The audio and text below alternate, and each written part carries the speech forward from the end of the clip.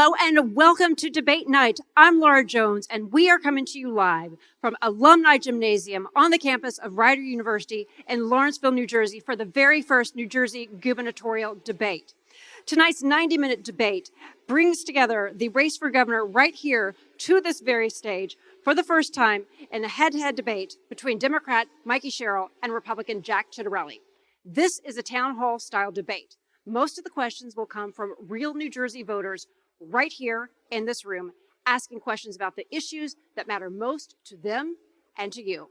Some questions will also come from the New Jersey Globe editor, David Wildstein, Mike Rasmussen, director of the Rebovich Institute for New Jersey Politics at Rider University, and Sophie Nieto-Munoz of the New Jersey Monitor. Now, the rules were set in advance. Both campaigns agreed. Each voter asks a question. Each candidate answers. Equal time, no filibusters, no gotchas. Real talk about the issues New Jerseyans care about. Tonight's debate is sponsored by the New Jersey Globe, On New Jersey, and Rider University, and is presented to you by O'Toole Scrivo. Streaming is powered by PSEG. It is one of two debates approved by the New Jersey Election Law Enforcement Commission for governor in the state of New Jersey. Now, one quick request before we begin. I'm going to ask the audience to hold their Jersey-style applause so our candidates don't lose any time tonight, except for right now, when I introduce the two people who want to be your next governor, Republican Jack Ciattarelli and Democrat Mikie Sherrill.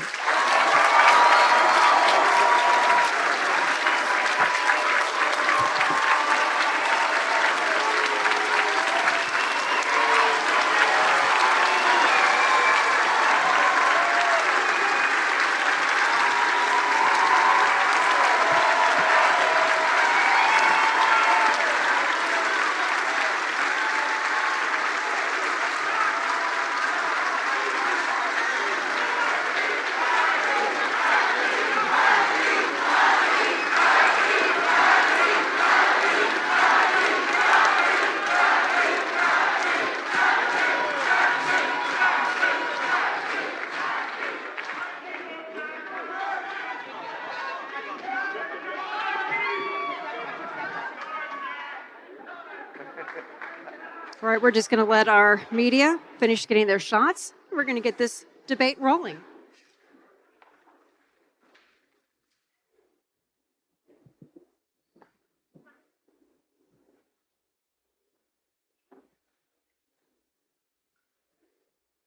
All right, we don't want to waste any time, and we are going to get this debate going with Mikie Sherrill. She's going to be giving the first opening statement, and she has 60 seconds. So I'm going to turn it over to you, Mikie Sherrill. Good evening, New Jersey. My name is Mikie Sherrill, and I have a different kind of background, so I'm going to be a different kind of governor. I'm a former Navy helicopter pilot, federal prosecutor, member of Congress, and Jason and I are raising our 4 great kids. And so that's why I am laser focused on driving down costs for families like yours. I'm going to declare a state of emergency on day 1, freezing your rate hikes. I'm going to demand transparency and accountability from our government to save you time and money. And for those of you who have been following Jack's race, you've heard a lot of nonsense. And you're going to hear a lot more tonight. But there's a clear choice. In 1990, Jack took his first of many votes to raise your taxes. That was the same year I took my first of many oaths to support and defend the Constitution of the United States. He'll support abortion bans. I'll support your personal freedoms. He'll do whatever Trump tells him to do, and I will fight anybody to work for you. Thank you.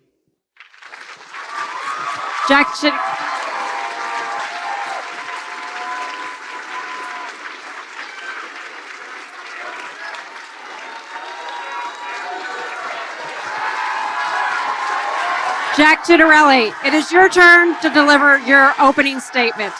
Jack Ciattarelli. New Jersey, we need change. We need a hands-on CEO governor who's from New Jersey that knows exactly what needs to be done and is willing to do it. Overwhelmingly, New Jerseyans feel that we're heading the wrong direction.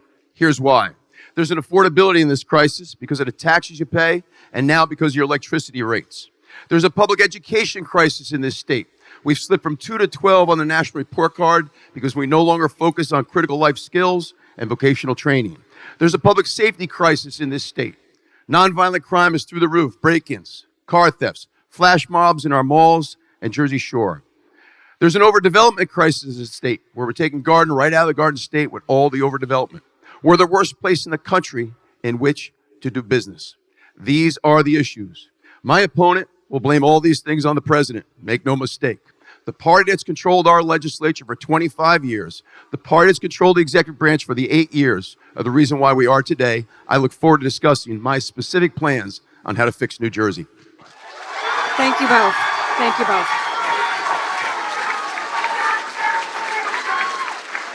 All right, we're going to head over to our panel. Our first question comes from David Wildstein, and it goes to Mikie Sherrill. Congressman, one of the things I've heard New Jerseyans say is that your campaign has had plenty of broad talking points, but has been light on specific fixes to the state's problems. So what do you say to people who question your mastery of state government issues and your desire to speak more about New Jersey and how they'll deal with the White House and Congress than about local issues? So I'm the only one that has a plan to actually take on the tough problems of New Jersey. In fact, Jack's been in office before, and a lot of the things he complains about, he was the architect of.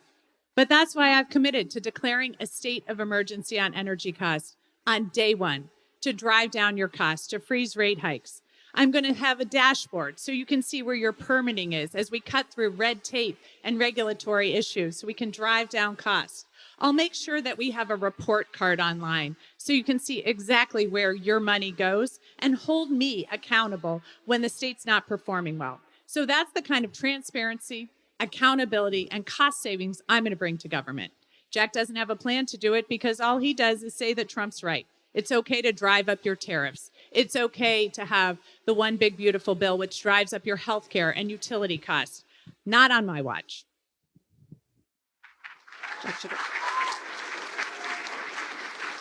You just cited a campaign that's short on specifics, and what you just got is 60 seconds of generalities and platitudes. My plan is very specific on how to fix New Jersey. When it comes to affordability, how about we make all retirement income tax-free? How about we freeze property taxes once you hit age 70? How about we allow you to deduct 100% of your property taxes on your New Jersey tax return? How about we make the first 2 years of income, post-high school, post-college, tax-free so young people can get a start? How about we stop with all the overdevelopment by revisiting our Mount Laurel housing doctrine? How about we take the handcuffs off our police? These are the specifics that we could talk about on how to fix New Jersey. Our next question is just a production note. We lost our monitors out here. I'm not sure if the control room knows that or not. But our next question is go Micah Rasmussen, and it goes to Jack Ciattarelli. When you first ran for governor, you were often critical of President Trump. Today, he says you've changed. What advice can you give sincere New Jerseyans who are closer to where you were in 2017 and say they can't look beyond the nation's border chief accepting a bribe, or the FCC silencing dissent, or those January 6th pardons for attacking our police? Well, let's talk about what the president has done for New Jersey since he took office. He's put a temporary halt on wind farms off the Jersey Shore. I'll make that permanent. He's beating up on the New York Democrats over their congestion pricing plan, which I think is an egregious money grab. We shouldn't be paying for their subway system. He's also quadrupled the SALT deduction on our federal tax returns. The big beautiful bill also doubled the child care tax credit for those with young children. It also doesn't tax tips, overtime, and Social Security. It provides a magnificent tax credit for those that send their kids to private school. I want you to think about those 4 things. They're good for all New Jerseyans. She voted no, my opponent did, on that bill. But make no mistake, my job is to represent and advocate. That's our timer. I've got your timer. Okay. My job is to advocate for the 9.3 million citizens of this state, and I'll always do right by the citizens of this state, no matter who occupies the White House. Mikie Sherrill. I'm sure he would like you to focus on those 4 things because he doesn't want you to focus on this tariff plan, which is putting small businesses out of business and freezing hiring from our large businesses. He doesn't want you to focus on the employment numbers or the fact that the deficit has gone up by $70 billion in the year Trump's been in office. He doesn't want you to focus on the one big beautiful bill, which is going to raise families' utility costs by hundreds of dollars, which is going to imperil the health care of 1 in 3 children, which already now they're going after Affordable Care Act. So they're taking away health care from people who have it, health care insurance, and then they're trying to drive up costs for people who already have the health care insurance. So in every single way, we're seeing costs go up on New Jersey families, and Jack just says he has nothing he disagrees with Donald Trump on. That's not leadership. This state needs real leadership, and that's exactly what I'll do as governor. Our next question. Micah, are there chances for rebuttals? That wasn't an attack. We're going to go on to our next question. And I also want to ask the audience if you could refrain from applauding, because every few seconds takes up time. Sophie has the next question going to Mikie Sherrill. Congresswoman, in recent years and months, politics has grown more divisive, leading to a rise in politically motivated threats and violence. Would you support legislation to make political violence a hate crime? And as governor, what would you do to keep political tensions from escalating? So this is something I think about all the time. And everyone in elected office now faces this threat to themselves, but worse, to their families. And so we're all very concerned about it, which is why we advocated to the state to make sure not only myself, but Jack had more money to support his personal security and my family's security as well. It's why we continue to work to fight against political hatred. And so we need to do more, because in this nation, we should be able to have free speech. I vowed to defend and fight for free speech my entire life, but it should never devolve into political violence. That is something I've also stood against my entire life. And I worry very much because now too many people are thinking to themselves, I'm not sure if I should go into political office. I'm not sure if I should run because I don't want to imperil my family. And that's why I continue to fight hard to protect people running, to make sure we have free speech in this nation, and we always stand against political violence. Jack Ciattarelli. I think it's the responsibility of any public official and candidate for office to engage in rhetoric that doesn't divide us. My campaign has been about uniting us, not dividing us. I do think we need to take down the temperature a whole lot. So I support. The question was whether or not I support, because a bill was recently introduced in the legislature by one of our Republican state senators, whether or not to make political violence a hate crime and put some real legal teeth behind it. I don't think she answered the question. The answer to the question is yes. I believe that we should do that here in New Jersey. And again, I think we all have a responsibility to engage in rhetoric that doesn't divide us and doesn't promote hate. And this campaign from the very beginning has had a very positive energy about it. It's a campaign that's about uniting, not dividing. It's a campaign that's about bringing people together, not dividing us. It's a campaign that's about people, not power or politics. And so my opponent on Friday went down to Washington, voted yes on a resolution to celebrate Charlie Kirk's life. But then within minutes, sent out a statement that basically condemned him. I think that was wrong. You can have 30 seconds to respond. That's a neat trick to say you don't want to divide people, and then in your answer, bring up something that's very divisive. Here's the thing. I care deeply about this country. I stand against political violence. The videos that came out about after Charlie Kirk's shooting were horrific. And I feel horrible because my kids have seen him, and so I can't even imagine how the Kirk family feels. And that should never happen to anyone because they speak out. And I also have stood up my entire life, and I've taken numerous oaths, up to and including offering to die for this country for free speech. Time. And so I think 10 it's seconds. fair to have free speech, but I think it should go to everyone, to Jimmy Kimmel and to myself as well. Final word, Jack Ciattarelli, 15 seconds. Ask the audience to please remain quiet. 15 seconds for you. She still hasn't answered your question. And we see this time and time in the campaign, generalities, platitudes, ducking the direct question by not giving a direct answer. That's just not true.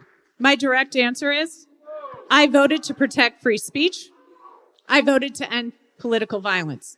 I also think it's fair, Jack, to speak up when you disagree with something. And so if you want to stand up that Martin Luther King was a bad guy or that women should submit to their husbands, you, Jack, are welcome to do that. And I have the right to say that I disagree with it. Okay. We're gonna move on now. We're gonna move on to our audience. Our next question, and we have a lot of questions to get to, is from Elicitia. She is a student at Rider University from Brick, and that will go to Jack Ciattarelli. So New Jersey has one of the highest property taxes and cost of living in the nation. What steps would you take to make the state more affordable for working class and middle class families? Now, thank you for that question very, very much. So we know there's affordability in the crisis. We know that our state budget, it took 238 years to get to 36 billion, and in 8 years it's gone from 36 to 59 billion. And yet none of that investment has been made to make life more affordable. In fact, it's only become more unaffordable here in the state of New Jersey. So there's a number of very specific proposals in my platform. We talked about a few already, making all retirement income tax free for our seniors because they worry about living out their lives in a home, freezing property taxes once you hit age 70 for life, allowing seniors to deduct 100% of their property taxes on the New Jersey tax return, capping property taxes at 1% of the assessed value of your home if you're a first-time home buyer, making the first 2 years out of high school, the first 2 years out of college, tax-free, so you help get started here. These are just some of the things that we can do to make Jersey more affordable for everybody. And so, but what you'll also see is somebody that's going to be very responsible about the way we spend our money. I will very responsibly and surgically reduce the size and cost of our state government to afford a tax cut for individuals and businesses. Thank you. I've been laser focused on driving down costs for New Jerseyans. Jack, on the other hand, has voted at every single level of government to raise your taxes. In fact, he's voted against over $1 billion in property tax relief, and he supported Trump in implementing over $30 billion against property tax relief. So in every way, he's raised costs on New Jerseyans. That's why I'm going to get into office and make sure I'm lowering them by sharing services and school administrative costs in municipal courts and continuing to hammer home the way in which we can support seniors with Anchor and Stay New Jersey so that they aren't here susceptible to the constant increases in property taxes. I'll continue to lower your costs, and Jack's going to raise them at every level. 30 seconds, Jack Ciattarelli. So a couple of things about the Anchor and Stay New Jersey program. I don't think somebody making $500,000 a year should get a property tax rebate in this state. Now, that to me is not right. I think we should use the money to spread out. But let me say something else. I think it's insulting here in New Jersey when we take money out of your right-hand pocket, put some back in your left-hand pocket, and call it a fancy name. But one other thing about the affordability crisis, remember one thing that she'll never remind you of. The Democrats have controlled our state legislature for 25 years. The Democrats have controlled the executive branch, the governorship, for 8 years. And look where we are today. All right, we're going to go back to the audience. Our next question is coming from Frederick. Frederick is a professor here at Rider University, and he is from Hamilton. Frederick's question is going to go to Mikie Sherrill. How would you reduce the New Jersey tax burden on senior citizens? Thank you. This is something that, as you just heard, Jack is against, but I am for reducing the property tax burden on our seniors because it's too expensive to stay here, watch your grandchildren grow, live on a fixed income when you constantly see your taxes going up. It's why I've been supportive of Stay and Anchor, to make sure that our seniors can afford to stay here in retirement and stay with their families as opposed to moving out of our state. Jack Ciattarelli. This is starting to sound like a number of her commercials on TV. They're not completely truthful. So a couple of things. To be specific, make all retirement income tax free the way it is in Pennsylvania, number one. Freeze your property taxes for life once you hit age 70. Allow seniors to deduct 100% of their property taxes on their New Jersey tax return. Those are just some of the things that we can do across the state here in New Jersey. So you're not hearing any specifics. And again, the Anchor program, Stay New Jersey, they're in part gimmick. Why do we take money out of your right-hand pocket, put some back in your left-hand pocket, and then give it a fancy name? That's what the Democrats have been doing for years. I prefer not to take out of your pocket to begin with. And let me go as far as to say we need to simplify our income tax rates for everybody. Pennsylvania has a 3% flat tax. Ours is 10.75. I'm proposing 3 new tax brackets. 3%, 4%, and 5%. We need to be regionally competitive. We're losing people to Florida. We're losing people to Pennsylvania. We've got to stop it. You can have 30 seconds. So talk about vague programs and talk about misleading statements. Here's Jack's proposal to raise costs on everything and food and clothing on the table. This is what he's talking about that he won't tell you. 10% increases on groceries in our state. This is exactly what he has continued to bring up since 2017. And then when he's called on it, he says, oh, I just said we should put it on the table. We know it's on the table, Jack. We want it off the table. Final word, Jack, to our next question then. So if any of you think I'm going to raise your sales tax to 10%, I got a bridge I want to sell you for about 50 cents. She knows it's a lie. They're trying to exploit you. They're trying to manipulate you. She knows she's in trouble in this campaign, so this campaign is going to lie to you over and over again. Fasten your seatbelts for the next 44 days, because that's exactly what's going to happen. So we're going to lower the overall tax burden for all New Jerseyans. You've heard me give you specifics. For every class, we can do this if we're responsible with our spending. And I will cut the size and cost of the state government to afford a tax cut for everybody. Under Governor Ciattarelli, everybody's tax burden will be lessened, not increased. Our next question, we're going back to the audience. We're going to Michael. Michael is an alum of Rider University and from Lawrenceville. Michael, your question is going to Jack Ciattarelli. The back and forth blame on electricity rates has grown a little tiresome. And frankly, I would like to hear a little more specifics, because we all know that there are many factors that contribute to our rate increases. So without blaming each other, what specifically you're going to do to tackle things like the grid operator, state mandates, and other impacts that rise our costs? So, Michael, I don't think it's blame when you're giving facts, and here are the facts. When Phil Murphy took office, we were an electricity exporter. We produced more electricity than we needed. He shut down 6 different electricity generation plants. He put an unofficial moratorium on natural gas. He didn't expand our nuclear capabilities in South Jersey, 0 carbon emissions. He didn't accelerate solar. Talk to solar developers who want to use the rooftops of warehouses, which is prime real estate for solar arrays. Didn't accelerate that. What he did do is he bet it all on wind. Now, if he was from New Jersey, and anybody who's from New Jersey would know that the Jersey Shore is sacrosanct here in this state. Nobody wants wind farms off our Jersey Shore. Male, female, young and old, Republican, liberal, conservative, liberal, for different reasons.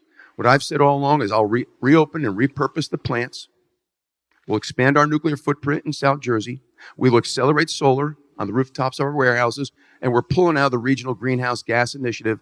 That carbon tax initiative has been a failure. Air's no cleaner, electricity's only more expensive, and we're not sending ratepayer dollars to other states. By pulling out of Reggie, we can save $500 million a year for ratepayers. Mikie Sherrill. Thanks for the question.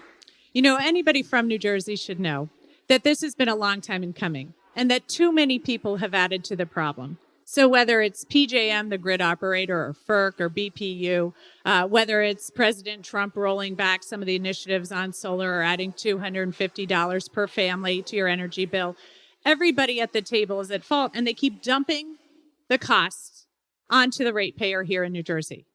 That is why I'm freezing rate hikes on the ratepayer. Because let's face it, some of our utility companies have made over $1 billion in profits. And yet our ratepayers are constantly suffering. So I'm going to freeze those rate hikes by declaring a state of emergency. I'm going to add massive amounts of power into the grid. Right now, we need to produce power here in our state because the market has been screwed up by PJM and because Virginia has 1 million data centers, which are sucking all the power out of our market. So we need to produce here, lower cost here, and stop putting the cost on the ratepayers of New Jersey. Okay. Laura, Question. is a rebuttal allowed? Can we get 15 seconds each? There wasn't an attack. So we're going to go on to our next question. And our next question is Martha. Our next question from Martha. She is a professor at Rider from Old Bridge. How do you plan to lower rents in New Jersey? And I'm sorry, that goes to Mikie Sherrill.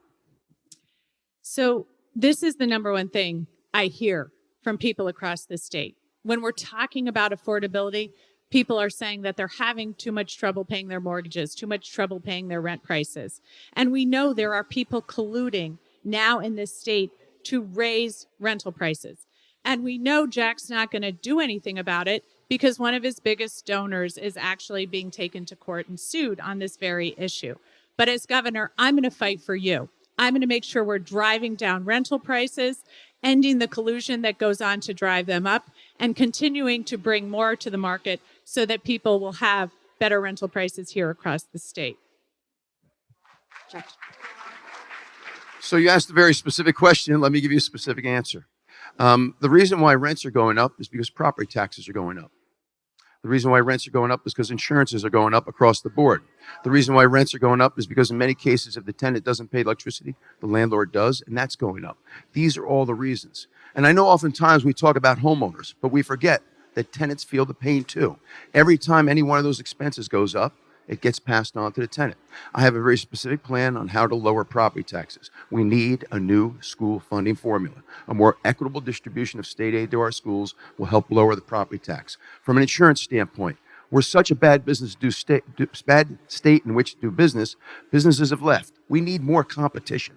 We need more insurance companies to come back here. And under my plan, by pulling out of the Regional Greenhouse Gas Initiative, we could save $500 million in electricity on day one, whether you pay that or the landlord pays that. The Regional Greenhouse Gas Initiative has been a failure. My opponent supports offshore wind. It's never going to be able to meet our energy needs, and it's very, very expensive. Okay, we're going back over here. Our next question is coming from Joseph. Joseph is a student at Rider University. Joseph, we are going to bring the microphone over. And he's a student from Rider, from Long Valley, and this question is going to Jack Ciattarelli.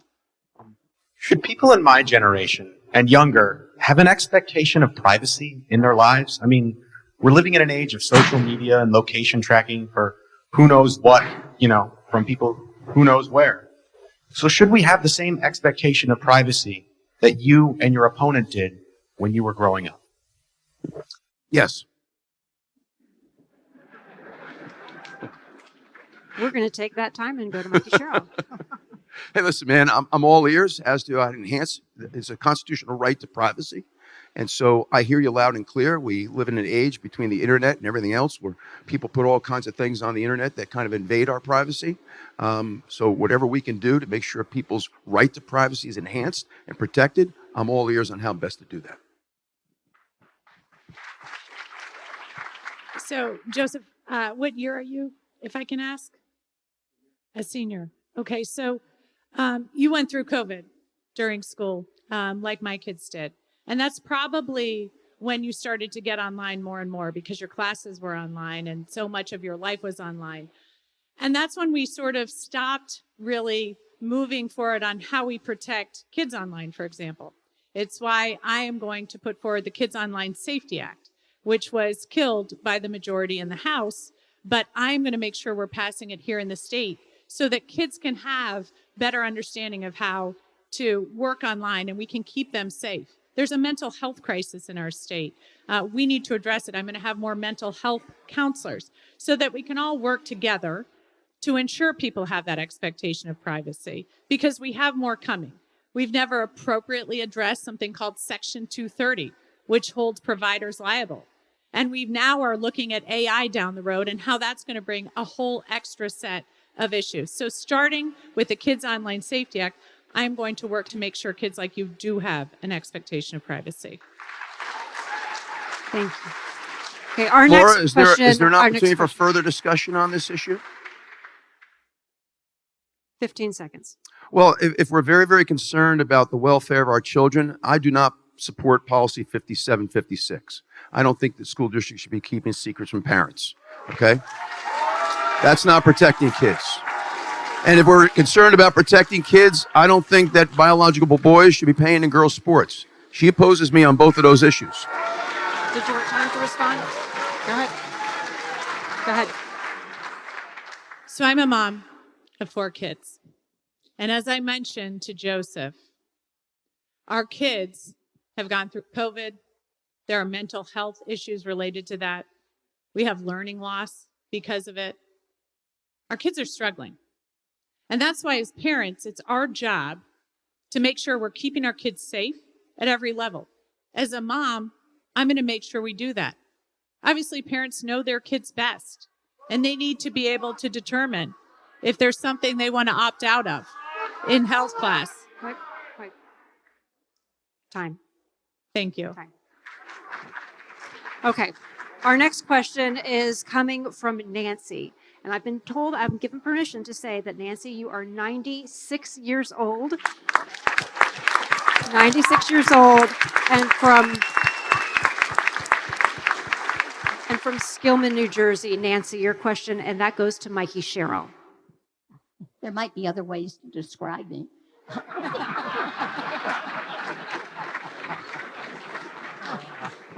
We all know that public education is such a vital part of what makes New Jersey strong.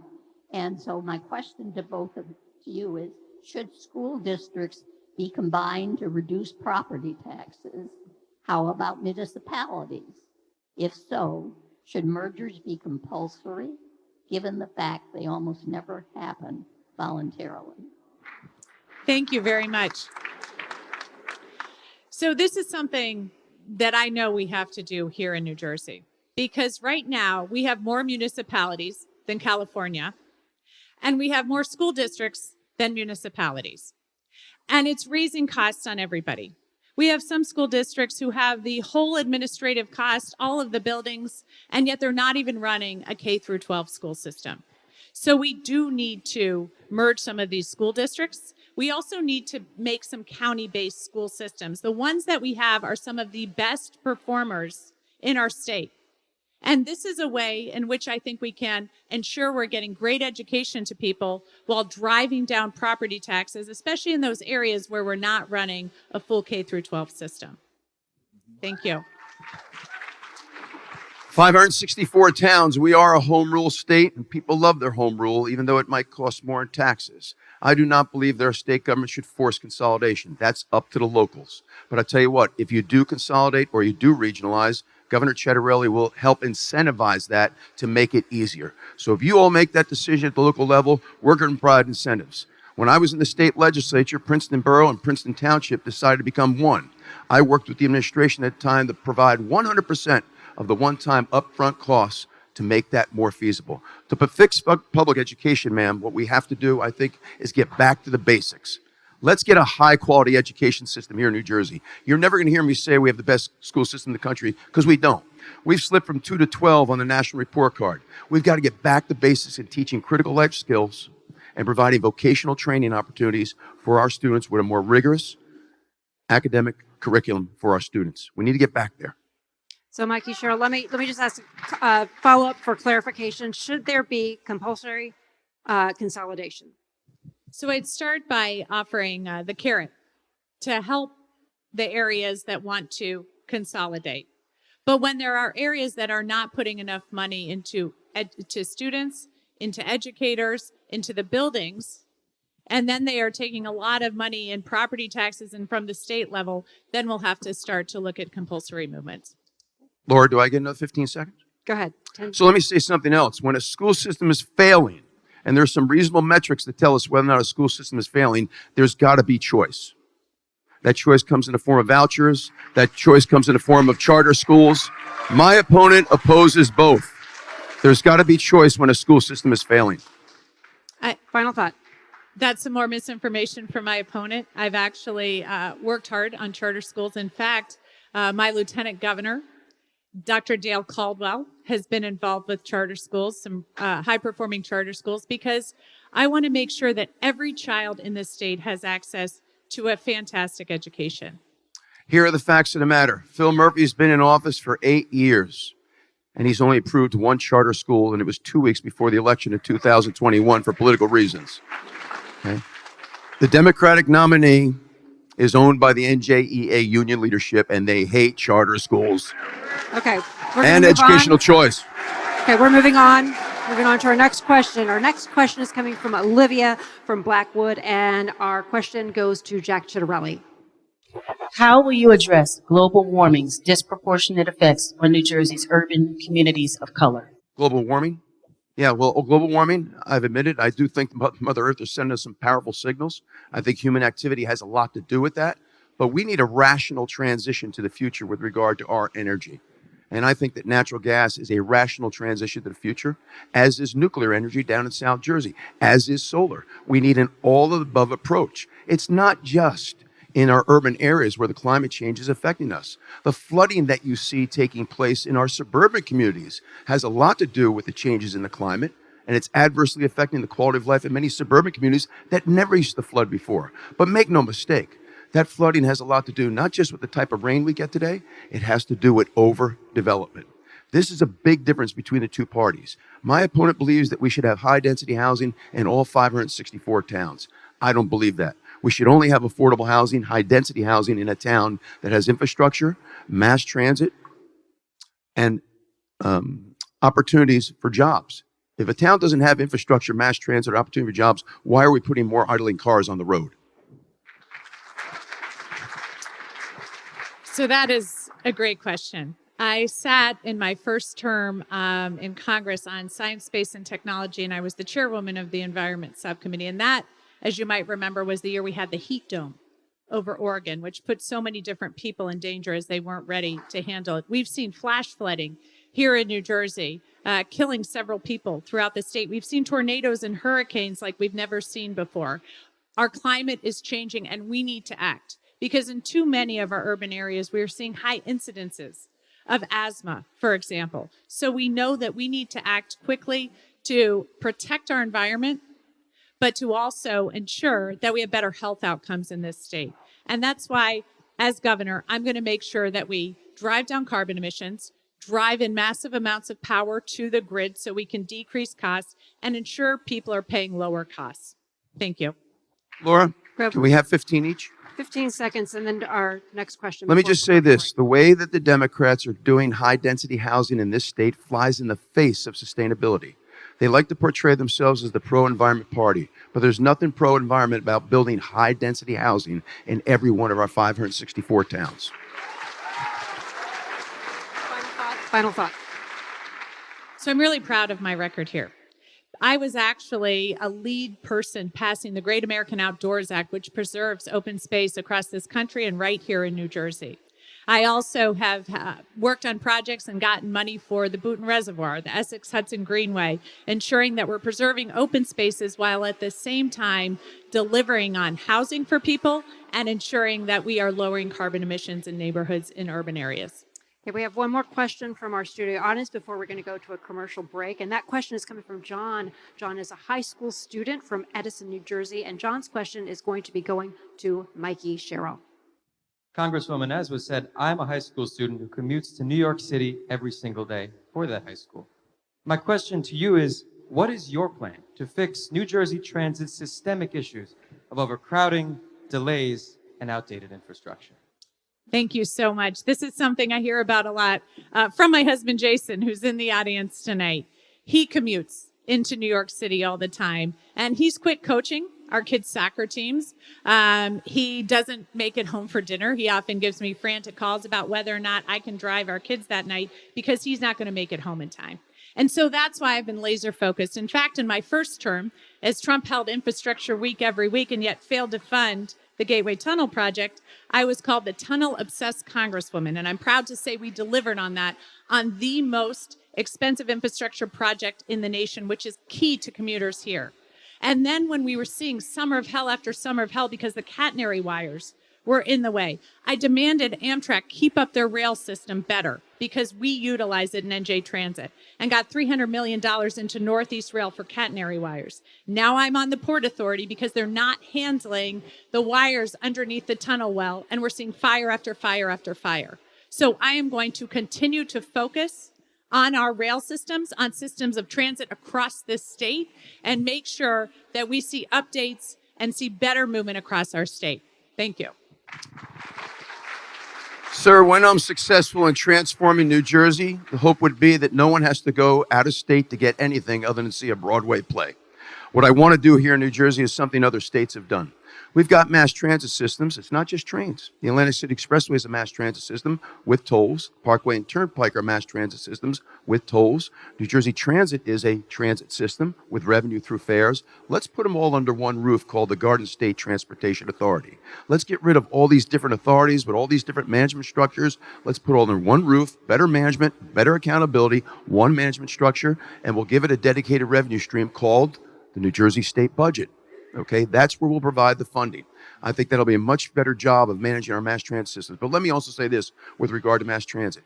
We need to reevaluate every single train line and every single bus line to make sure there's adequate ridership to justify that route, so we can dedicate all the resources we have to the most traveled routes. Thank you both. We are going to take a quick commercial break. We want you to stay with us as we continue our New Jersey gubernatorial debate between Mikie Sherrill and Jack Ciattarelli. Stay with us.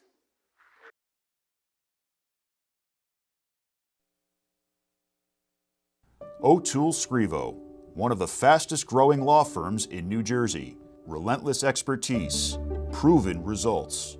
Kevin O'Toole, 3 decades as a senator, assemblyman, and mayor. Thomas Scrivo, chief counsel to the governor, Bar Association president, famed trial lawyer. 2 leaders, 2 distinct paths, 1 shared vision. Tom and I met first day of law school, and we talked then about forming a law firm. And with that, we said we have to have really smart, aggressive lawyers, folks with really deep expertise with certain disciplines.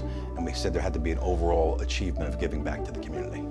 That's exactly what we've built. We partner with charities, match employee giving, and volunteer year-round. At O'Toole Scrivo, we define success as making a difference. Different paths, 1 vision. O'Toole Scrivo, where expertise meets integrity. We vote to protect the Social Security we worked hard for. We vote because family caregivers deserve support.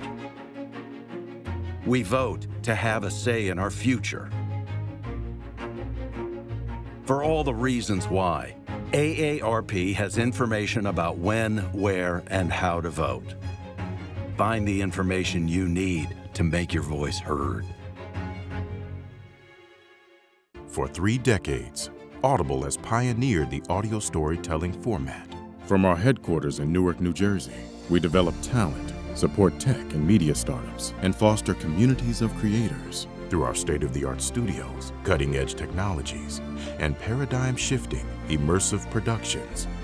We're a global company, but we've been a New Jersey business from day one. We're proud of the story Audible and New Jersey are continuing to write together. My mom and I talk about everything, from family recipes to health plans. She's my go-to for advice. When I was choosing a plan for Gina and myself, she suggested Horizon Blue Cross Blue Shield of New Jersey. Mom has been a member since before I was born. A lot has changed since then, but Horizon has always been there. They focus on our overall health, including dental and vision plans. My family is what matters most to me, and I have peace of mind knowing that we're covered by Blue. Healthcare has become disconnected. At Johnson & Johnson, we want to give healthcare real meaning again. By focusing on health and care, we're bringing life-changing innovations and leading technology solutions to patients. Advanced treatments for today and potential cures of tomorrow. Let's show all the amazing things those 2 simple words, health and care, can do.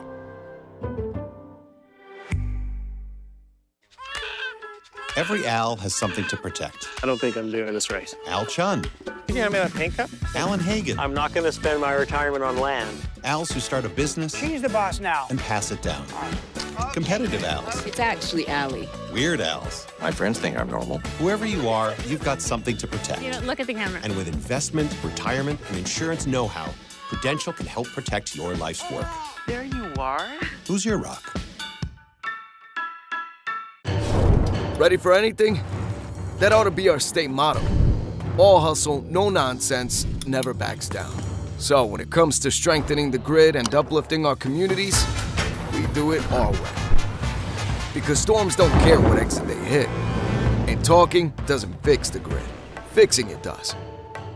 Around here, we make our own future. Because ready is who we are. PSEG.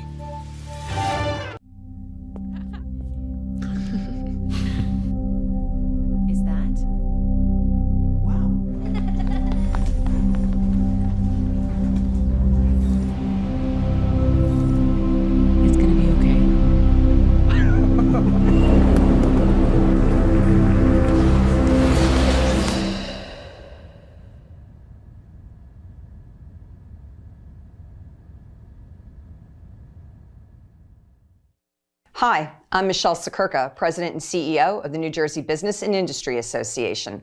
We're excited to join tonight's first gubernatorial debate. As the state's largest and most influential business association, it's our mission to ensure that business is at the center of the next governor's agenda, because when business thrives, so too does our economy. To take us there, we presented our blueprint for competitive New Jersey to both candidates, the policy roadmap to drive innovation and prosperity in New Jersey. Check it out at njbia.org/blueprint. We look forward to working with our next governor to put business at the center. Thank you.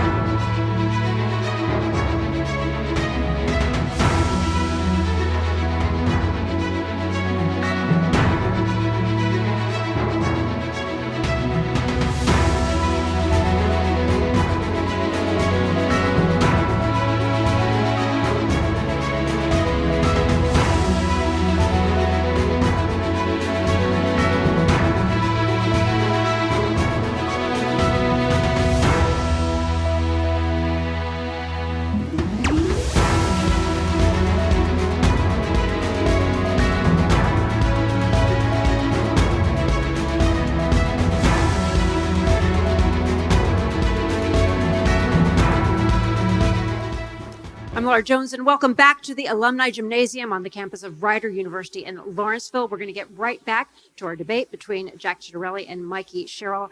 Going to our panel now, and Sophie, you have a question that goes to Jack Ciattarelli first. Since 2018, New Jersey has been embroiled in a lawsuit arguing more needs to be done to improve the state's segregated school districts, a problem rooted in long-standing housing discrimination and the number of small districts.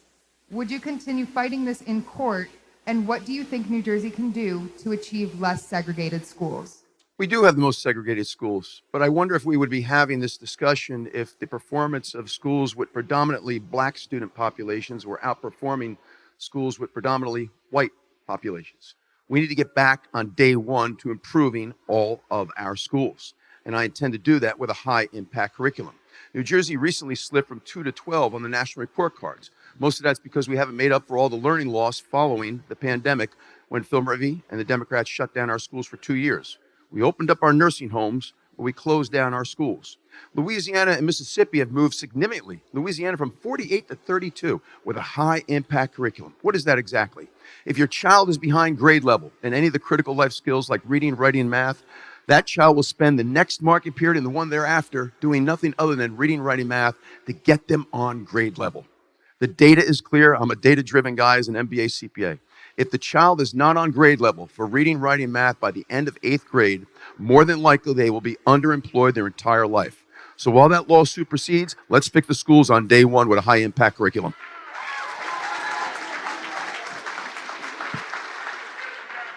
So I spoke before about county-based school systems, because that can help address the segregation that we have going on in the state. It's also the way we have some of our best performing high schools, but we need to do more. We need high intensity tutoring because we know there's learning loss. And that's a special kind of tutoring that I've supported here in the state to make sure students get back on track. We also need to address 3rd grade reading and make sure we're pushing in phonics-based reading. We know that's the best way to help children read, and it's a reversal of the way reading has been taught lately. And we know 3rd grade is that critical inflection point, because if you're not reading at grade level by 3rd grade, you're not going to be able to move on very well to your math and social studies and history work if you can't read your homework. So in these ways, we can really push in as a state, get better outcomes, and address the segregation that we have going on here. Could you clarify if you're going to, with the lawsuit, clarify? Could you clarify if you're going to continue to pursue the lawsuit? I don't think it's the governor that's pursuing the lawsuit. The entity that's pursuing the lawsuit, I'm not going to get in the way. What I'm going to do on day one is fix our educational system. It's not the executive branch that's pursuing that lawsuit. They're fighting the lawsuit. The state is fighting the lawsuit. Yeah, we're not going to do that if they let the lawsuit proceed. But I'll tell you what, I was in Newark this morning at a house of worship that has the largest black congregation in the state. And you know what they said to me? Fix our school system. Fix our school system. So There's a number of metrics that tell us if a school system is failing: attendance rate, graduation rate, performance on standardized tests, readiness for career if you're not going to high school, going to college. If a school system is failing in 2, 3, or 4 out of 4 of those categories, that district, that community needs choice. I'm going to give them choice. My opponent is not going to give them choice. Mikie Sherrill, but 30 seconds for that. 30 seconds. I think what you just heard is a very clear difference. I care deeply about our school system, and I'm going to make sure it performs better. I'm going to make sure that we're educating children for the future, especially with AI coming. But I'm also going to attack the segregation that we have going on in the state. My opponent doesn't care about that. He just wants to talk about the schools, but has not come forward with any solution for the segregation. I care about both. That's what I'm going to do as governor. One final word. We could integrate the Newark school system tomorrow, and it's not going to improve student performance. We need to change the curriculum.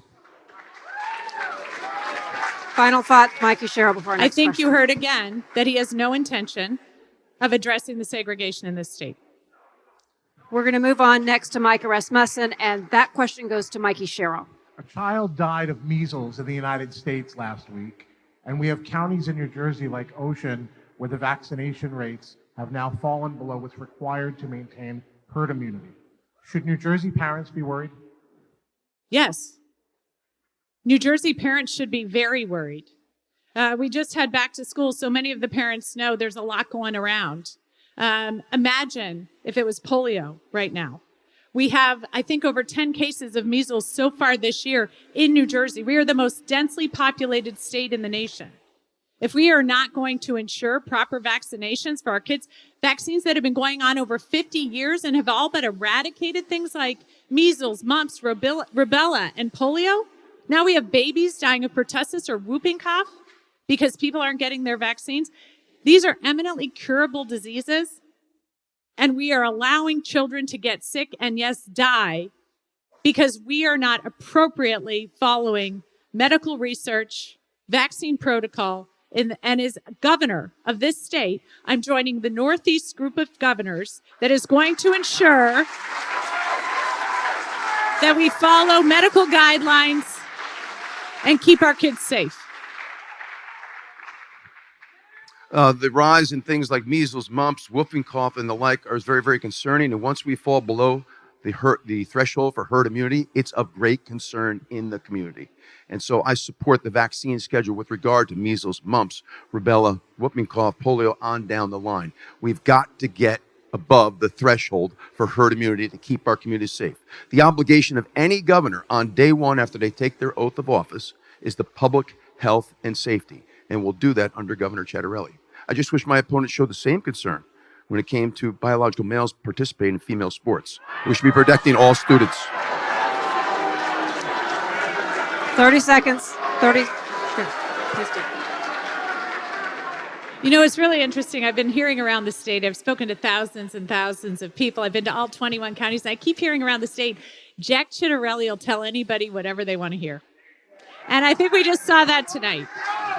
Because he hasn't actually stood up for vaccines. He hasn't stood against RFK. He hasn't mentioned anything about firing the head of the CDC. He doesn't mention anything about how Trump's appointee gets most of his medical information on TikTok and Reels. This is not somebody who's going to keep our kids healthy. Jack Ciattarelli. The Congresswoman is right about one thing. I do get up and down this state. 564 towns, 21 counties, north, central, south, and Jersey Shore. I'm actually pleasantly surprised to see her tonight. I thought I might see a surrogate. So if you want to talk about getting up and down the state, if you want this job, interview for the job, get up and down the state. As I mentioned, I've been all up and down the state speaking to thousands of people. And once again, what he doesn't want to address is the fact that he will never stand up against Trump. He will let our costs continue to rise. He will let our kids get unsafe and unhealthy. He won't stand up. He said he's not taking this administration to court in any way, shape, or form. Well, they are driving a $5 billion hole in our budget. And the way we claw that money back is by taking them to court. We ask our audience to please be quiet. Jack Ciattarelli, you have the last word before our next question. Well, listen, no Republican in this state's had a more independent streak than I have. I've called on national prominent Republicans to resign over their rhetoric. I called on Chris Christie to resign. I've always been independent. I'm going to stand up for the people of New Jersey every day of the week. Their party's been in control for 25 years, and they've had the executive branch for 8 years. But you don't hear her, you don't hear my opponent criticizing the current administration or the 25-year reign of the Democrats. All right, I'm really regretting not bringing my bell tonight to ring on the audience. We love your enthusiasm, but we want to give our candidates as much time as possible, so we're going to move on. David Wildstein has the next question, and that is going to Jack Ciattarelli. Thank you. Both of you have at some point in discussing the state's finances said that all options are on the table. So I want to ask you about an increase in the sales tax. Are you willing to commit to not raise the sales tax if you become governor? And obviously I'm looking for a yes or a no, but I know that sometimes I'm disappointed in getting just the one-word answer. Whose turn is it first, Laura? Jack Ciattarelli. We are not raising the sales tax here in New Jersey. What we need to do is lower the income tax and the property tax here in New Jersey. Those are the most burdensome taxes we pay. Pennsylvania's flat tax is 3% on personal income. Our highest bracket is 10.75. Pennsylvania's property taxes on average are $3,000 less per home than ours. What is it that Pennsylvania is doing that we're not? They give Republicans control from time to time. I think that's what they do in Pennsylvania. Listen, it took us 238 years to get the $36 billion budget. In 8 years, we went from $36 billion to $59 billion. Can anybody tell me their life is better off than it was 8 years ago? Has anything gotten better? I've been here for 64 years. 64 years. I never remember it being this bad. The affordability crisis, look at your property tax bill, look at your monthly electric bill. Public safety, public education, overdevelopment, and the worst place in the country to do business. That's why we are where we are today. 64 years, and for over half that time, he's been raising taxes on all of us. I can see why your career as a CPA was so short-lived, because your math just doesn't add up, Jack.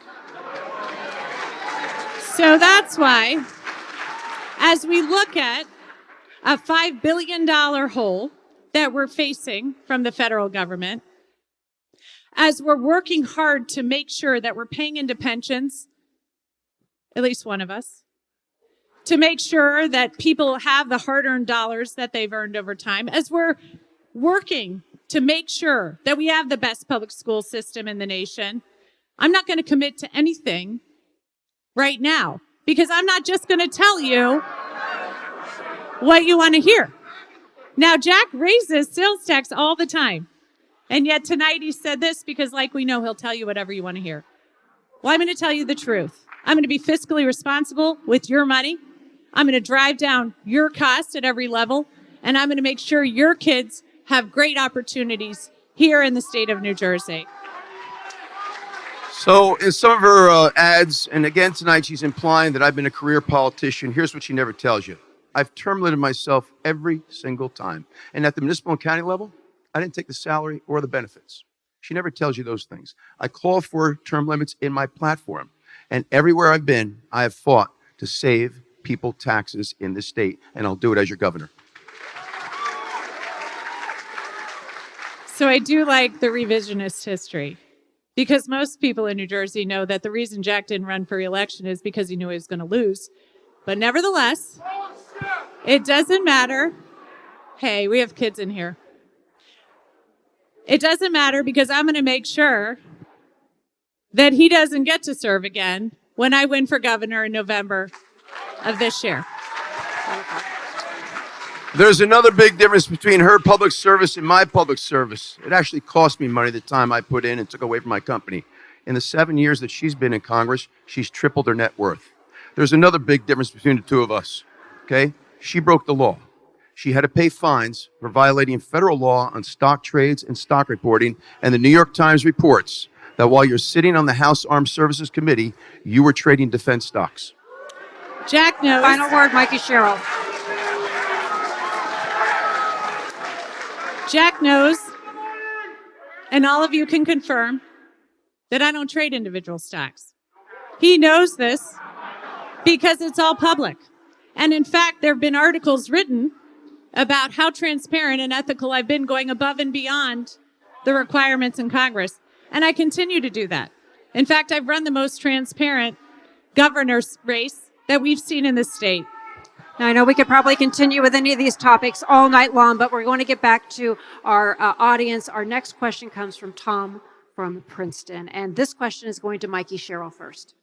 New Jersey's combined pension and employee health care funding shortfalls exceed $100 billion, and the annual expense for these items consumes over 20% of New Jersey's annual budget. Yet the pension plans remain severely underfunded. How would you address these deficits? How would you improve pension security? And would you pursue any structural reforms?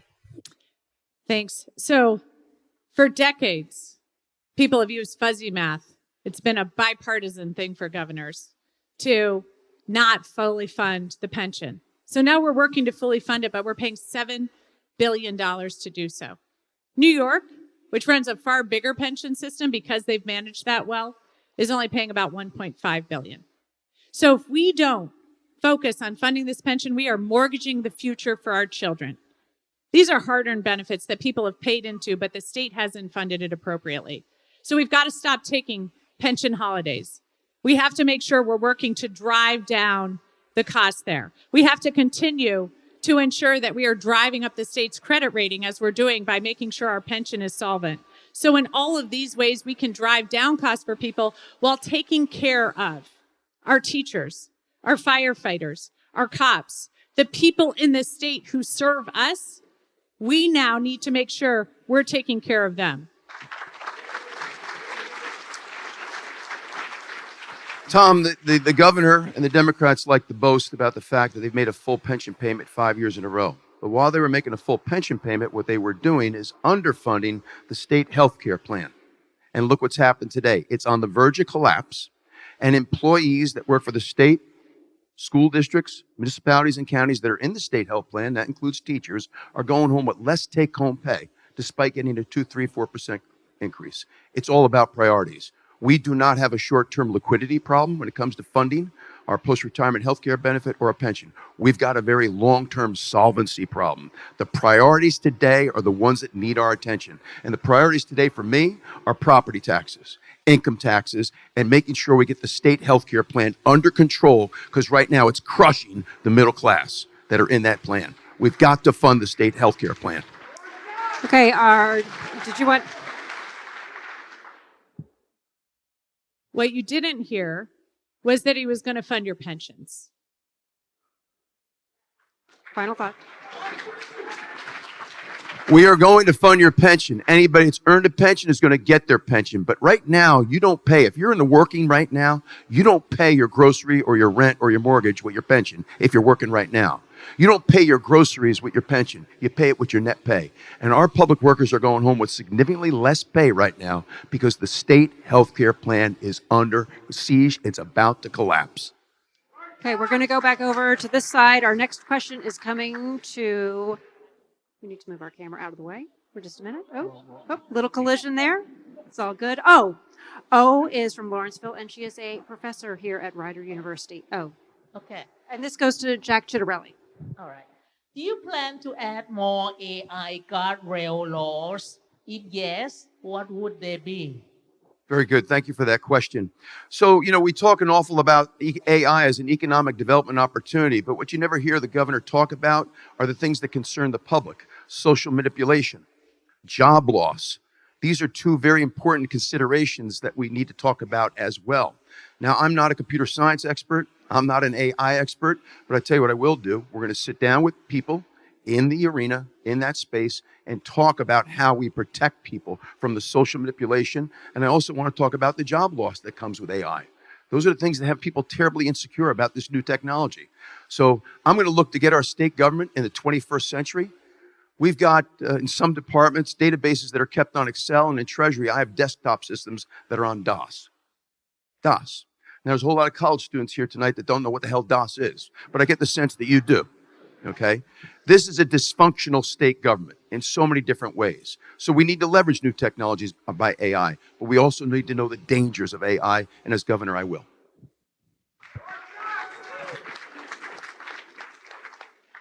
Yes, I'm going to put guardrails around AI. We have a change coming, and we are not all prepared in the way we should be for it. It's why I'm going to implement the Kids Online Safety Act to make sure that our kids are safe. It's why I'm going to make sure that when we make some of these county-based schools, they're schools like occupational schools and STEM schools. So we're pushing into the jobs of the future because we know AI is going to have huge reverberations through the job market. I'm going to make sure that we are changing and addressing our technology here in this state as we move into some of the AI fixes, but also the protections we need for privacy and for people's data.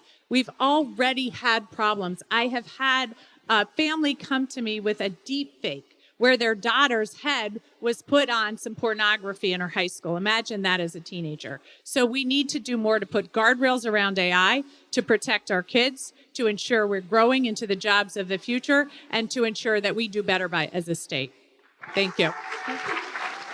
Our next question is coming from Mitchell from Byram. He is a student here at Rider University, and this question is going to Mikie Sherrill.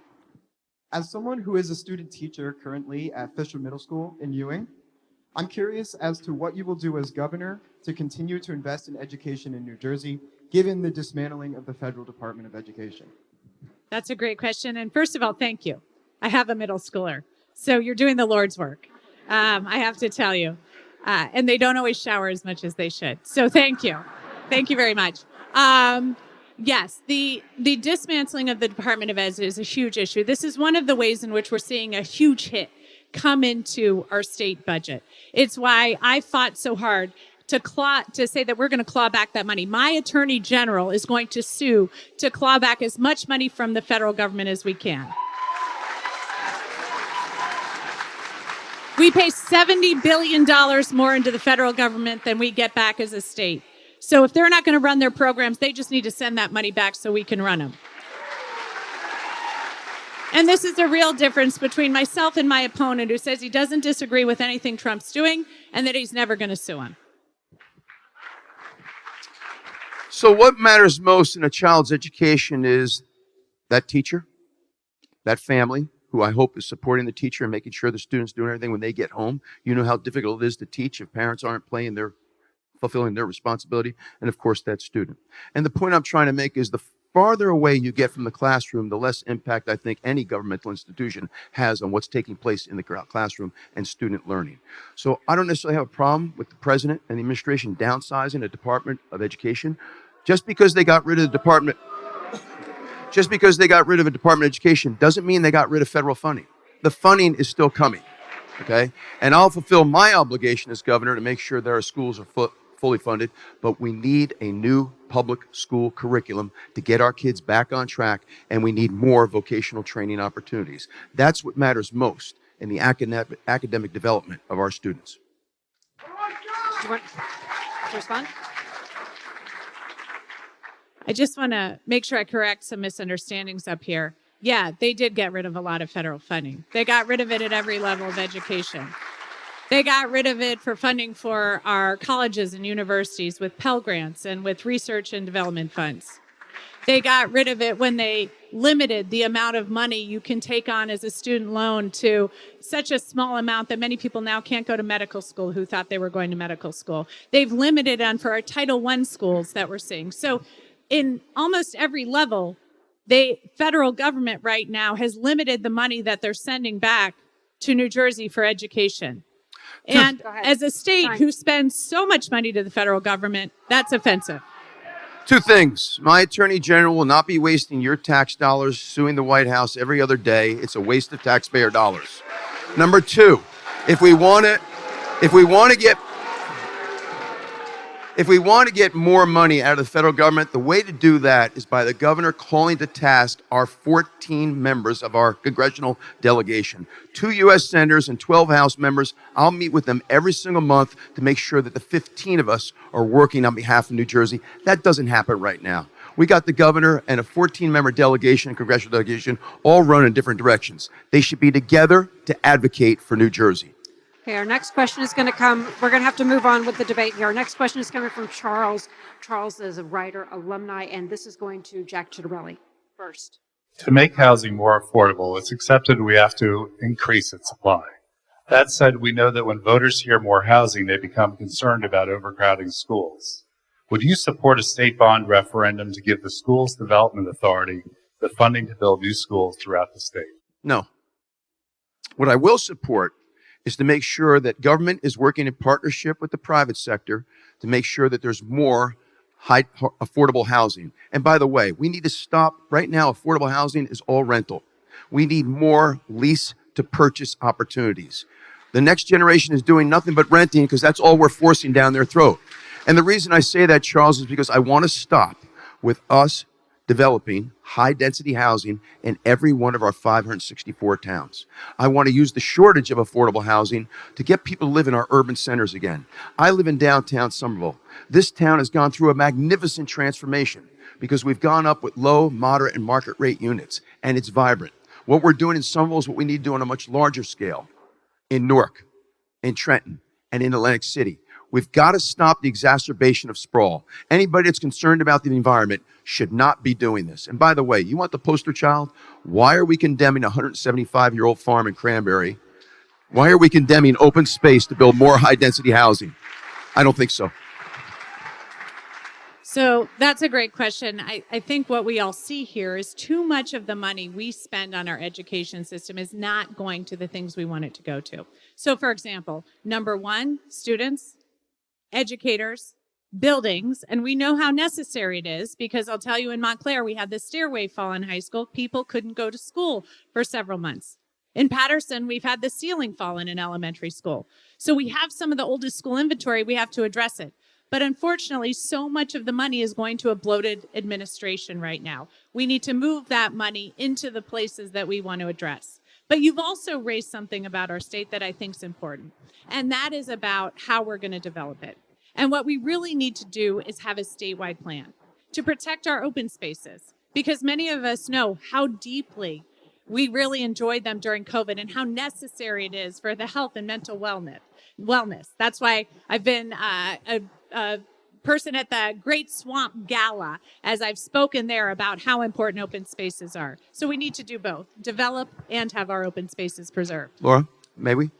Very quickly, because we need to move on to our next question. This is refreshing. I think what she might be saying is we're not going to develop high-density housing in every one of the 564 towns. But the other thing is she didn't answer your question. The answer is no. If we did that, it's only going to exacerbate sprawl. But she didn't answer your question. Again, that's not true. I was very clear on how I think we should spend the money.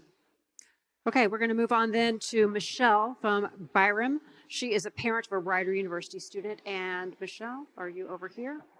Or is she over here? Hello, Michelle. How are you? Good. How are you? Okay, Michelle, you have you're a parent of a Rider student, and your question is going to Jack Ciattarelli. Hi, Michelle. With Medicaid cuts looming, how will you protect services for people with intellectual and developmental disabilities? So I said before, the first job and responsibility of any governor is to provide for the public health and safety, and that certainly applies most of all to our most vulnerable population, our most vulnerable citizens, who under Governor Ciattarelli will never be underserved. We're going to take care of our citizens, particularly those most in need, and that includes our developmentally disabled. Let's talk about the Medicaid reforms, because this is another one of those things that's being lied about in the community. The two big changes in the Medicaid system are these. The reforms are these. You have to verify your eligibility twice a year now, not once a year.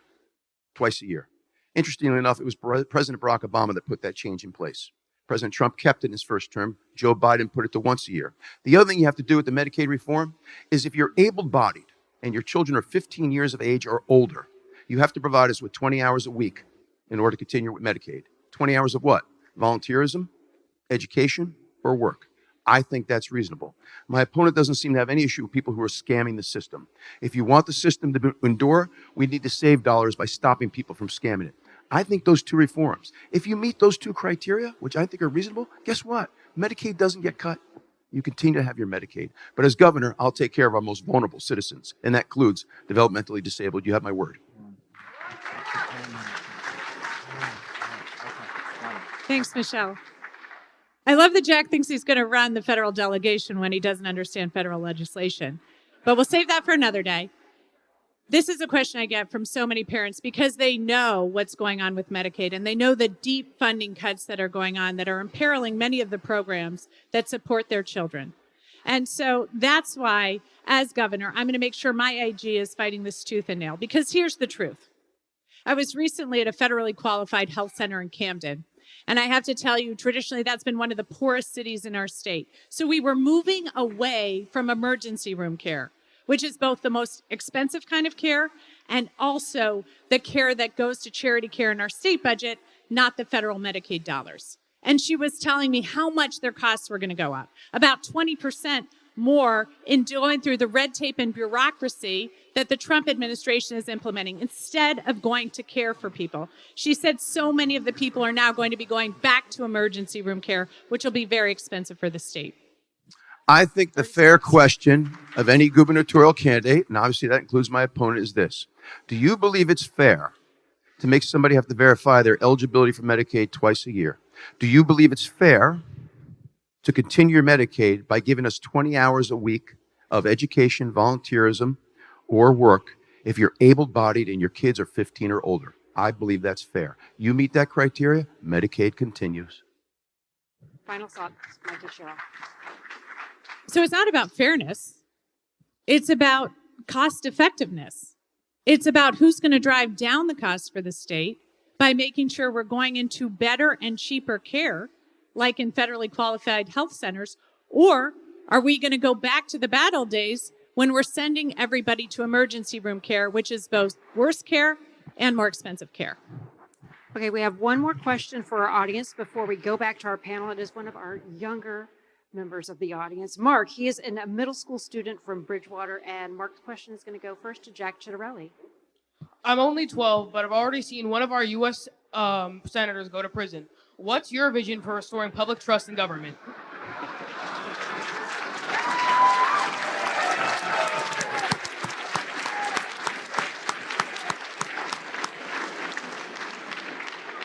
No, thank you.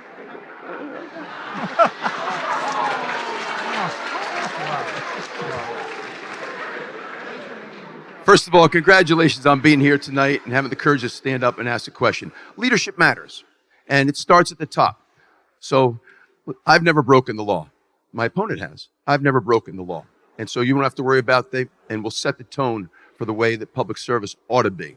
And we'll call out anybody on either side of the aisle that does the wrong thing, either if they're self-serving or if they're breaking the law. So, and my Attorney General will be very, very aggressive in looking at public corruption all up and down the state. But thank you for your question.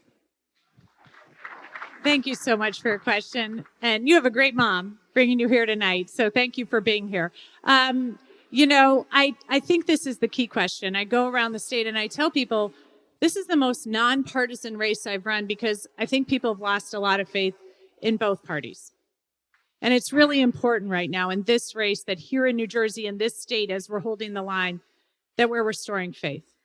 So that's why I talk a lot about being a Navy helicopter pilot, because I think people know what that means.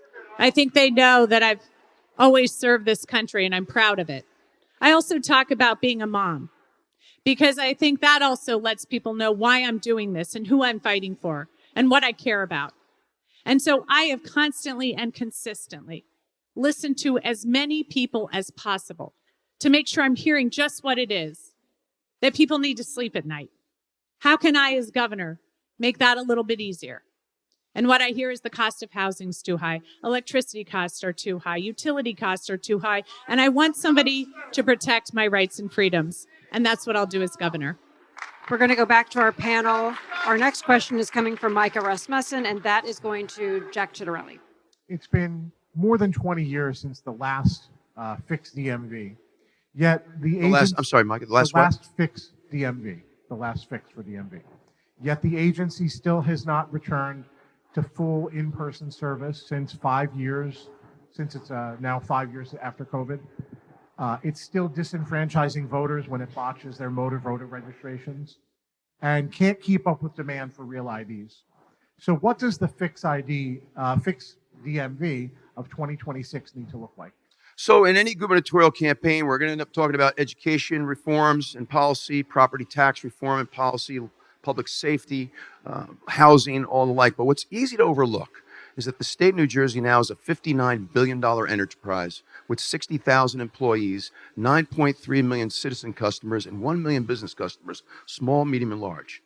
And one of the reasons I'm running is because I feel very strongly this state needs a hands-on CEO governor who's going to show up every damn day and make sure that this state government works for its citizens. You can walk into a DMV office tomorrow in Florida and walk out an hour later with your real ID. Call DMV today in New Jersey for your appointment. They're putting you off until December. I find that embarrassing. So I and my administration will show up every single day and make sure that this state government works on behalf of its citizens. And that means executive order number 2. And executive order number 2 is everyone's coming back to work. They work for us. Let's make this state government work for our citizens.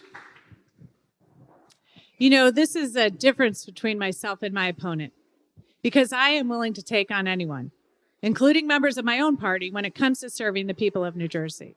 He's not. He just serves Trump. But that's why I'll tell you right now that our MVC is not working. It is not working. We were worst in the nation for Real ID. You couldn't get, when people were being told, go get a passport, it'll be quicker. And that is the one way in which so many people interact with our government. And so if you're asking, how do we build trust in government? How do we rebuild faith in government? We make sure government's working. And so I'm going to make sure that MVC is working for everyone, that you can go and you do most of what you need to do online. You don't always have to go in person. And then when you go in person, you can get an appointment quickly and you can get through the process quickly, in and out. That if you need an inspection, you can get your car inspected. And so all of these things are the ways in which almost every person in this state engages with our state government. And almost everyone in this state has a really bad story to tell you about it. Not on my watch. I'll fix that as governor. Our next question comes from Sophie Nieto Munoz, and it goes to Mikie Sherrill. The Immigrant Trust Directive has limited local, county, and state police from assisting in civil immigration enforcement since it was put in place in 2018. If elected governor, would you continue the Immigrant Trust Directive? As governor, I'm going to make sure here in New Jersey, we're following the law and the Constitution. And let me tell you a little bit about what's going on right now. I just had a friend talk to a police officer here who had an interaction with somebody who was wearing a mask, who had no ID and was carrying. And he walked up to him and said, look, this is my town. What are you doing here? And the gentleman said, I don't have to tell you. And he said, you're walking around my town and you do have to tell me. And he said, no, I don't. And so the police officer said, well, then I'll take you to jail. And he said, I'll take you to jail. So he said, we'll work it out in jail. But here's the thing. It was an ICE agent refusing to show ID, masked. So as governor, I'm going to make sure that people can't go around masked here in our state.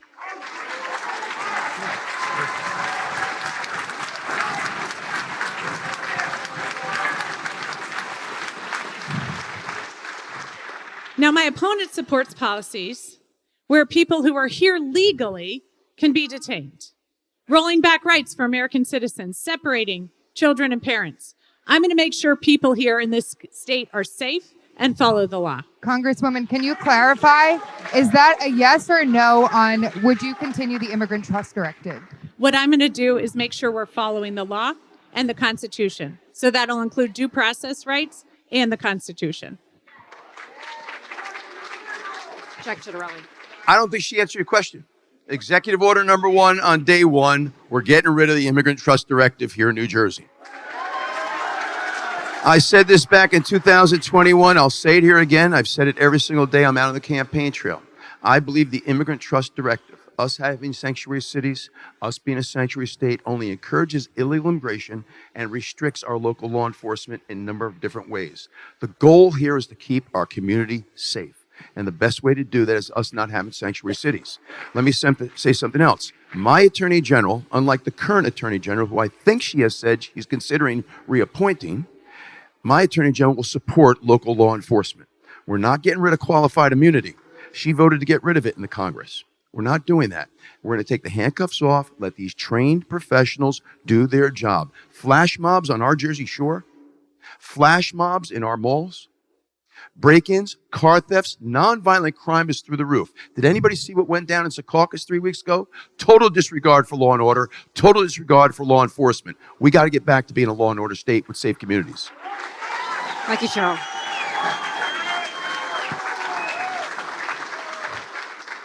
So I've served as a federal prosecutor. I've ensured that we're working hard to drive down crime in this state. I've prosecuted people who were criminals here and who were undocumented, and they were deported because I care deeply about public safety for the people here. And I think we can all agree that violent criminals should be deported. But what I also believe deeply in is due process, the due process rights that are in our Constitution. Time is up. And so I'll follow the law and I'll follow the Constitution. Getting rid of the immigrant trust directives doesn't mean we're violating your constitutional right to due process. But since she brought up her time as a U.S. attorney, check her record. In the 11 months that she was supposed to be prosecuting cases, she pled most of her cases, and people that committed some pretty heinous crimes were allowed to go free. All right, our very last question. So I'll repeat.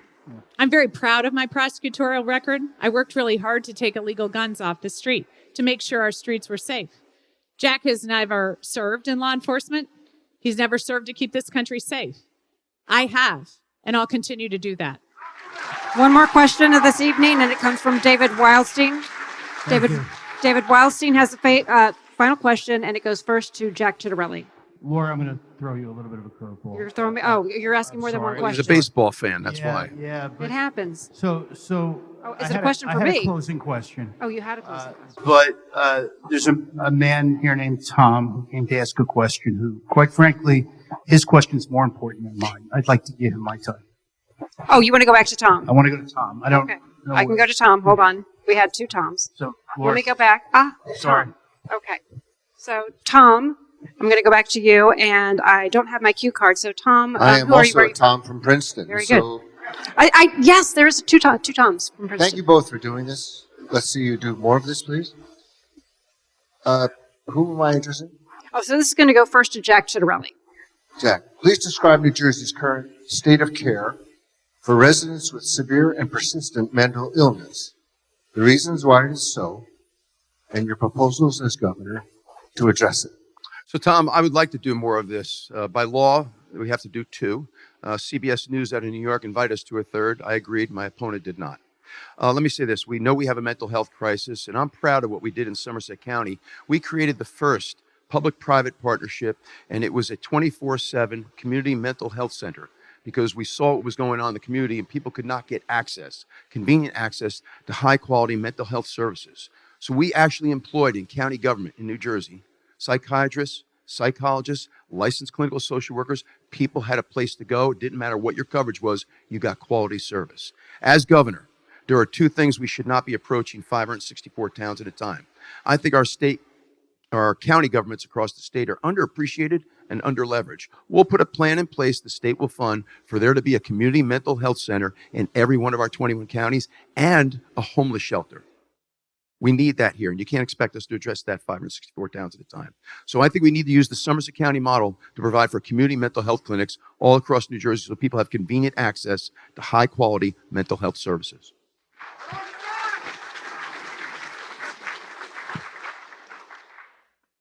Tom, thanks for raising this question because as I've sort of mentioned already tonight, we have a mental health crisis. We have a loneliness crisis. I see it in our kids. I see it in seniors. I see it across this state. People who aren't connecting anymore. And so that's why this is so important, and we need to add resources. I've added federal resources to the Mental Health Association of Morris and Essex. I'll continue to work hard to fund the different programs that we have, making sure that we also put in place things like red flag laws, so people like many of our veterans who are contemplating suicide can be protected by those and keep those red flag laws as the courts attack them and people like Jack Ciattarelli vote against them. I'll also make sure that as we have our police officers going out, we use the Arrive Together program. In talking to so many of our police officers, they don't have the tools or the training sometimes to handle some of the most egregious mental health problems, and it often creates really bad outcomes. Thank you. Tom, the one other thing that we need to do, and I will instigate as a member of the National Governors Association, I think it's long overdue, it's time for us to get rid of the Medicaid reimbursement rates. Community physicians will tell you off the record they won't see Medicaid patients, many of which have mental health issues. We need to start reimbursing at one rate, the Medicare rate. Community physicians find that acceptable. They do not find the Medicaid rate acceptable. So let's work together with our congressional delegation, the other 49 governors, to start reimbursing at one rate. Let's move everybody into Medicare, one rate, which community physicians find acceptable, and people will have better access as well. Tom, you're really on the hot seat. But I think what we also need to do is add money to housing. Many mental health professionals will say what you first need to do is stabilize people in housing and have wraparound services from there. Thanks. All right, that concludes our question and answer time. It is time now to go to closing statements. Each candidate has 30 seconds. Our first candidate going for our closing statements, that is going to go to Mikie Sherrill. You have 90 seconds. Well, thank you so much, everybody. I really appreciate it. This has been a great debate, and I think you've heard some clear differences here. I've served this country my entire life. As I mentioned, helicopter pilot, prosecutor, member of Congress, and mom of 4 great kids. I'm going to continue to serve this state because I want to drive down your costs. So whether it's utility costs or housing costs or energy costs, you've heard again and again and again, I have a plan to drive down your costs. Jack's going to go a lot in lockstep with Washington as Trump drives up your energy costs. So at every level, I'll continue to work for you. And at every level, he'll raise your costs like he's done at every level of government with taxes. So I really appreciate all of you coming out tonight to hear about this. This has been a great evening, and thank you once again, New Jersey. I appreciate it. 90 seconds. You have 90 seconds. The Ciattarellis have been here for 100 years. 3 generations of Ciattarellis have all achieved their American dream right here in New Jersey. My grandfather started out in the ditch as a laborer, saved his nickels and dimes, became a very successful independent contractor. My parents were successful restaurant bar owners, but that wasn't their only job. My mom worked midnights on the line for J&J. My dad was in the street department for public service gas. Every dime they made went to their family, the roof over our head, clothes on our back, meal on a table, and our public school education. I followed in my grandparents' and parents' footsteps. I'm a 2-time successful business owner here in the state of New Jersey, having created jobs. I've also had the privilege of serving at every level of government, municipal, county, and legislature. Term limiting myself each time, not taking the salary or the benefits at the municipal or county level. I'm an MBA CPA. No candidate has ever come before you with that resume. And so I'm committed to fixing our state. When something I love is broken, I want to fix it. I believe leadership matters. I believe that we can fix the state of New Jersey, or I wouldn't be asking you for your consideration. We can do this. But I want you to know this. Unlike governors on both sides of the aisle over the last 40 years, I'm not using this to get to Washington. This is my final destination.